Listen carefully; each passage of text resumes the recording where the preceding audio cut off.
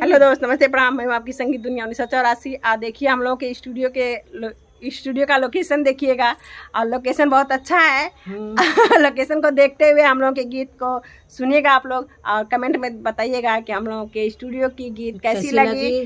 और हम लोग का जो खेत वाला स्टूडियो है सही है भाई।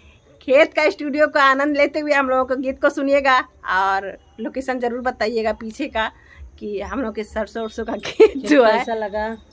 ये सरसों का खेत नहीं है, हम लोग का स्टूडियो है। खेत तो दूसरे का होता है, ये तो हम लोग का निजी है। निजी स्टूडियो बनाए हम लोग। तो हम लोग के स्टूडियो को ध्यान देते हुए आप लोग गीत को सुनिएगा, और प्यार दुलार आशीर्वाद आप लोग का चाहिए, और आप लोग से ये हमारी रिक्वेस्ट है, विनती है। सुनिए इस गीत को तब तक।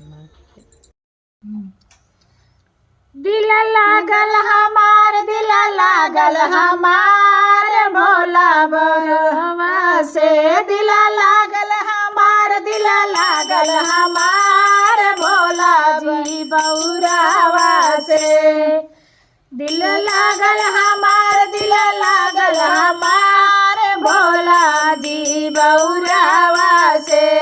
गुरु जी की भक्ति में मनवा बलागल, गुरु जी के भक्ति में मनवा बलागल, चर्चा के खातिर भइल बानी पागल, चर्चा के खातिर भइल बानी पागल।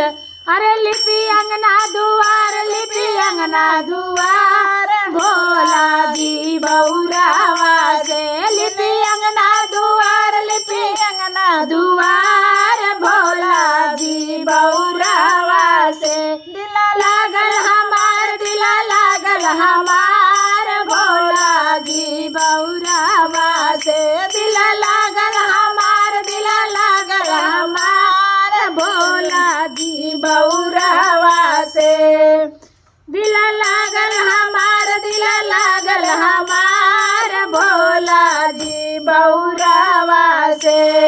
हमरो बोला हूँ अड़ा भंगिया, हमरो बोला अड़ा भंगिया, अरे भंगिया धतुरवा पिए अपार भोला जी बौरावा से, अरे भंगिया धतुरा पिए अपा, हमरो बोला बौरा